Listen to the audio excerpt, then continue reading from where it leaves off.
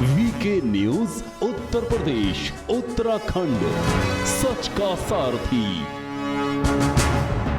नमस्कार, मैं हूं चेतन पाठक और आप देख रहे हैं वीके न्यूज। उत्तर प्रदेश आजकल चर्चा में है और हो भी क्यों ना, देश के सबसे बड़ी जनसंख्या वाले सूबे में अगले कुछ ही महीनों में चुनाव होने वाले हैं। अब सभी पार्टियों ने कमर कस ली है और तैयारी पूरी है। रैलियों में भीड़ जुटने लगी है। चुनावी वादे, प्रदेश को नई सौगातें मिल रही हैं।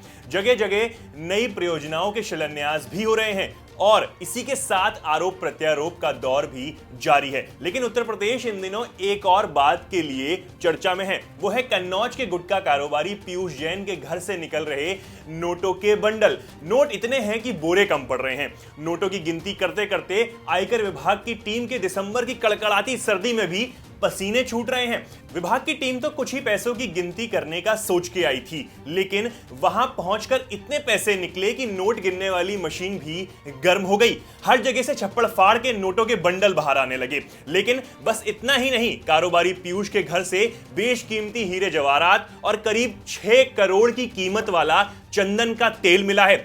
किसी ने सपने में भी नहीं सोचा होगा कि एक मामूली से दिखने वाले कारोबारी ने अरबों की दौलत जमा कर रखी थी। लेकिन अभी इतना ही नहीं, यहां पुरातत्व विभाग की टीम को भी बुलाया गया है। बताया जा रहा है कि दीवारों में ऐसे तहखाने हो सकते हैं जहां अभी और भी दौलत को छिपा के रखा गया हो।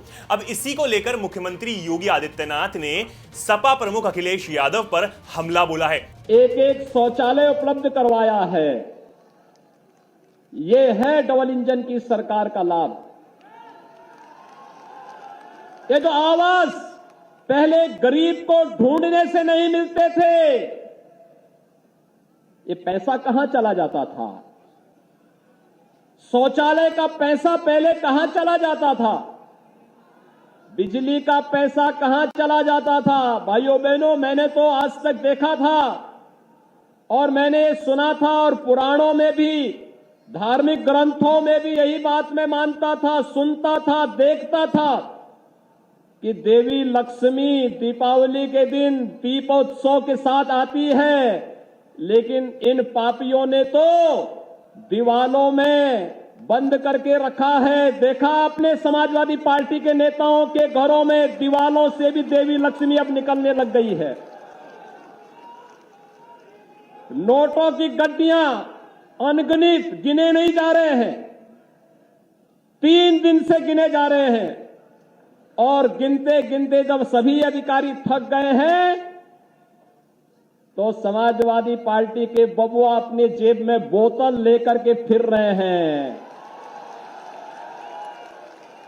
अब उनको अपना असली चेहरा जनता के सामने जब नहीं दिखाई दे रहा है तो स्वीडन में बनी हुई बोतल को अपनी जेब में रख करके एक नई नौटंकी करते हुए समाजवादी नेताओं के घरों से अनगिनत नोटों के बंडल निकल रहे हैं। अधिकारी नोट गिनते गिनते थक गए हैं तो समाजवादी पार्टी के बबुआ जेब में बोतल लेकर फिर रहे हैं और एक नई नौटंकी करते हुए दिखाई दे रहे हैं।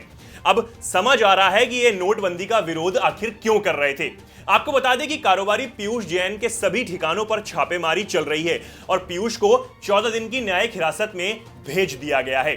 उसके कानपुर और कन्नौज के ठिकानों से करीब 200 करोड़ कैश, 23 किलो सोना और 9 ड्रम चंदन का तेल मिला है। अखिलेश यादव ने पीयूष जैन के ठिकानों पर छापेमारी पर कहा कि कारोबारी का संबंध सीधे तौर पर भाजपा से है। बीजेपी सपा की रैलियों में भीड़ देखकर पूरी तरह बौखलाई हुई है। इस खबर में बस इतना ही। देश और दुनिया की बाकी तमाम खबरों के लिए देखते रहिए वीके न्यूज। ये है ड्रीम मीडिया नेटवर्क और आप देख रहे हैं देश का पहला 24/7 डिजिटल न्यूज चैनल